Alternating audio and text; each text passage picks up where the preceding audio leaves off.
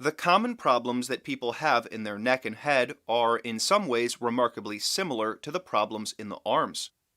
This is quite understandable as both the arms and the neck attach to the upper end of the torso.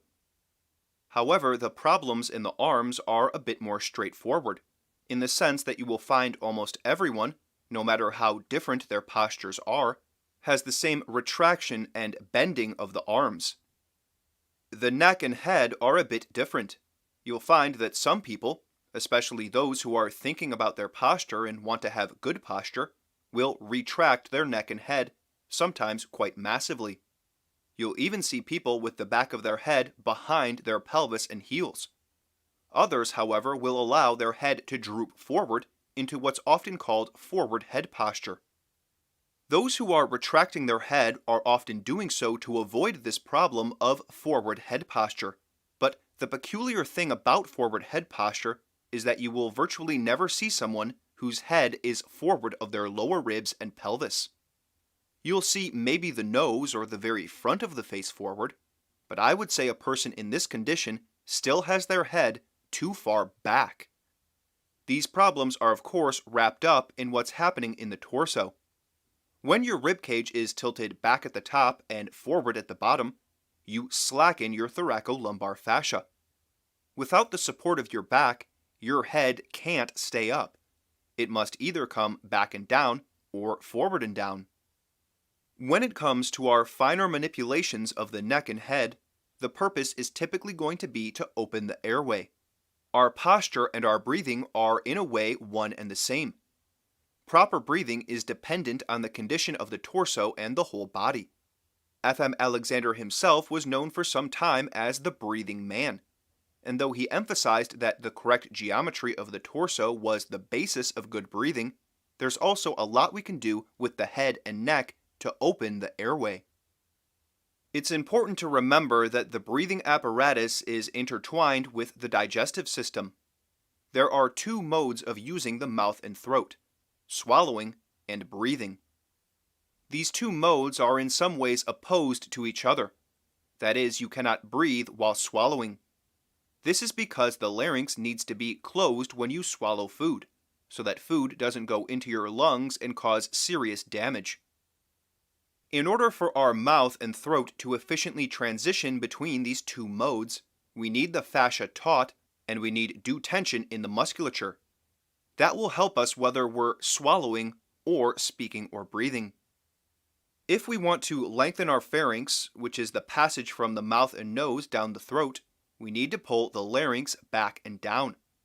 The larynx is the voice box, which is at the entrance to the trachea and lungs. You can feel your larynx by putting your hand on your throat when you swallow. You'll notice that when you swallow, your larynx goes forward and up, and it needs to do that to close off the airway and open the esophagus. We really only want to do this when we're swallowing. If we keep the esophagus open while we breathe, we can end up with serious problems like aerophagia. The larynx is connected to the base of the tongue, and we looked at pulling the larynx back and down while making sure that we do not allow that to pull the tip of the tongue back. We want to lengthen the tongue by pulling the base back and down while keeping the tip forward. This way we can lengthen the pharynx, open the airway, close the esophagus, and efficiently breathe or speak. We spent a good amount of time examining how to move the head forward and up. The reason we want the head forward and up is so that the airway can be open and not kinked, which is what occurs when you retract your head. Our ultimate goal is to have the ear about in line with the frontal plane, with the mandibular angle forward of the frontal plane. That means the back of our head will be forward of the back line of our body.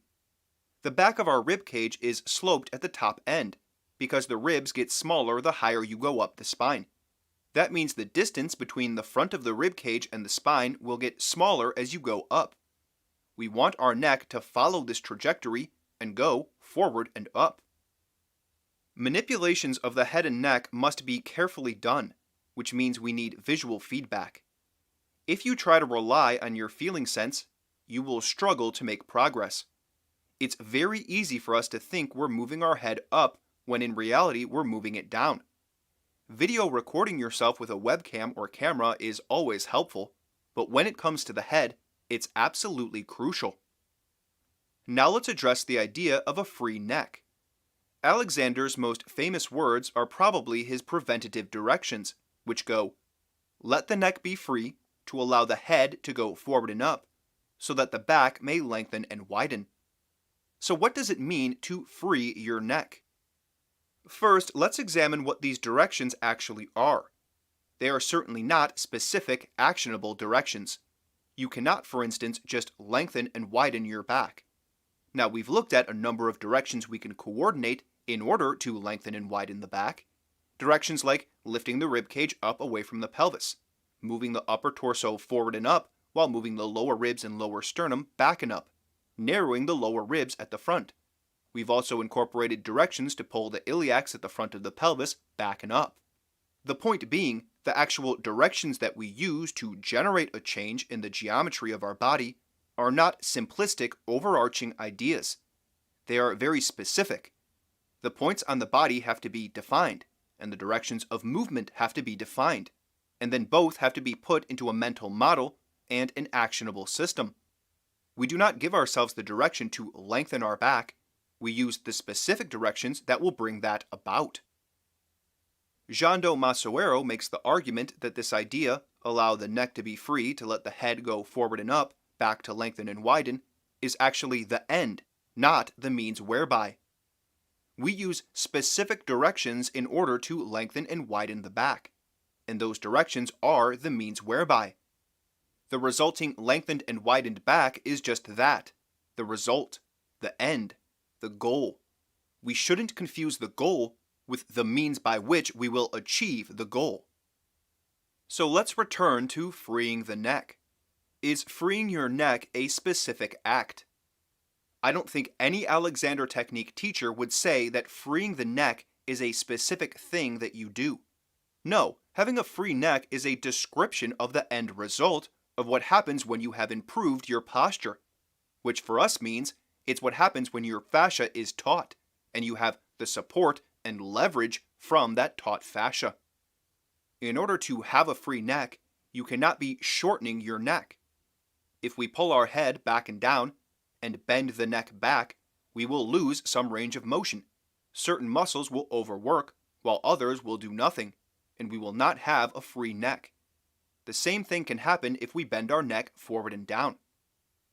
So our head's position relative to our torso is the determining factor of whether we will have a free neck or not, though obviously that relative position is dependent on the condition of our whole body, and in particular, our torso. If we want our neck to be free, we need the part of our spine that makes up our neck to be lengthened, just as we need the part of our spine that makes up our torso to be lengthened if we want a lengthened and widened torso. I want to be clear, though, that this is not in any meaningful way a restriction on moving the head and neck. While there are certain ways that we don't want to move our head and neck, specifically we don't want to unduly shorten the neck, that does not restrict our movement. We can even look straight up by pulling our head back, but when we do that, we want to do it in a way that will not shorten the neck. It's well known in the Alexander technique world that you don't want to pull your head back when you sit down into a chair. That is a common starting point fault that Alexander and the many teachers that have followed him have pointed out. However, it's entirely possible to sit into a chair with your head pulled back in space, say while looking up, and do it in a way that doesn't shorten the neck or the torso. Now obviously it's more difficult. That's a challenge that most people don't really need to add, at least not for a long time.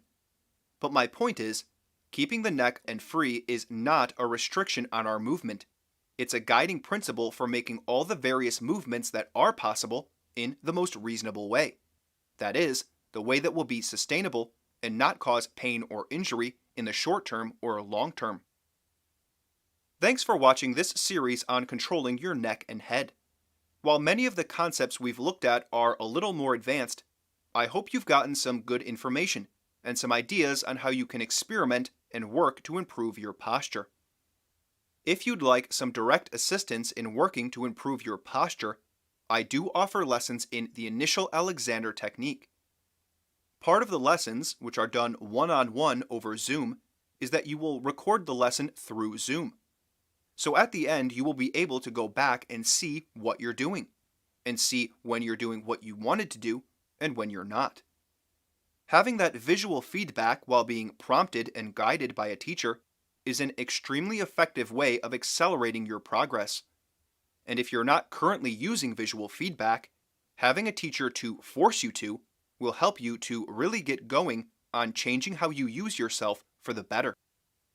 For more information, please visit my website, mechanicsofpoise.com, to book a lesson or to learn more about the initial Alexander Technique system. Thanks again for watching. Questions and comments are always welcome in the comment section below, or at my email, delsartlessons@protonmail.com.